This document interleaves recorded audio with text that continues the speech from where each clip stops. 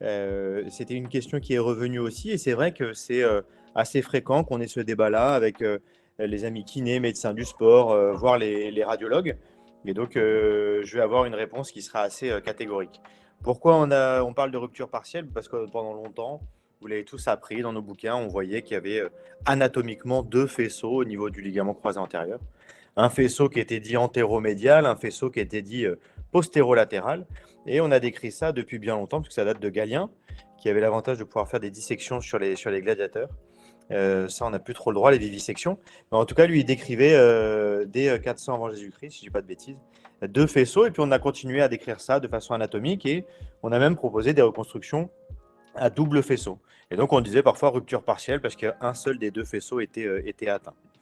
Ben, en fait, l'anatomie, depuis 2014, on se rend compte que c'est un seul et unique faisceau.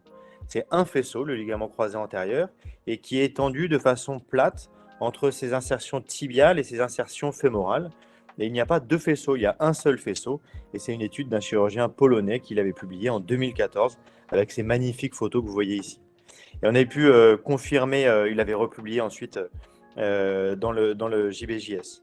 On avait pu confirmer ça en 2014 avec une étude où on avait retrouvé une torsion de ce faisceau plat. Et la torsion d'un faisceau plat, ben, quand on le regarde de face, pouvait donner cette impression de double faisceau avec une vue frontale et des artifices de dissection dans les différentes études anatomiques. Mais en fait, le ligament croisé, ben, c'est un seul et unique faisceau. Donc la rupture partielle n'existe pas. Soit c'est cassé, soit c'est pas cassé. C'est l'avantage des orthopédistes. On a une spécialité qui est assez simple, c'est cassé ou pas cassé. Et donc à la rupture partielle, on dit non, ça n'existe pas. C'est un diagnostic de radiologue. C'est pas une critique, mais c'est le radiologue qui va dire rupture partielle. Et vous voyez sur l'image de droite, ça c'est des photographies qui viennent des cours des radiologues. C'est sur inforadiologie.org.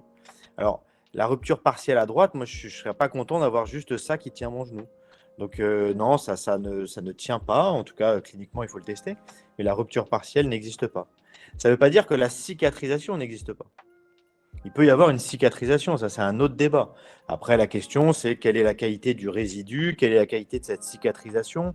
Est-ce qu'il n'y a pas une déformation plastique parce qu'il aurait cicatrisé sur l'autre ligament croisé, le ligament croisé postérieur? Et il faut bien considérer que l'imagerie est différente de la réalité histologique. Donc à la question, est-ce que la rupture partielle existe? Anatomiquement, elle n'existe pas. La cicatrisation peut se faire, mais il faut savoir quelle est ensuite la fonction du patient, l'aspect clinique. Il faut voir, ça me permet de rappeler que le patient, il décrit une instabilité et vous examinez une laxité pour que dans la terminologie, on parle le même langage. Et donc, encore une fois, permettre de faire un petit rappel sur l'importance de cette corrélation entre l'aspect clinique et l'aspect IRM. Il faut absolument que vous ayez des données concordantes pour proposer la meilleure prise en charge à un patient. Voilà sur cette question, avec une dernière donnée qui est de considérer que rupture partielle non, prise en charge globale oui. Nicolas va parler des structures latérales, je parlerai des structures meniscales.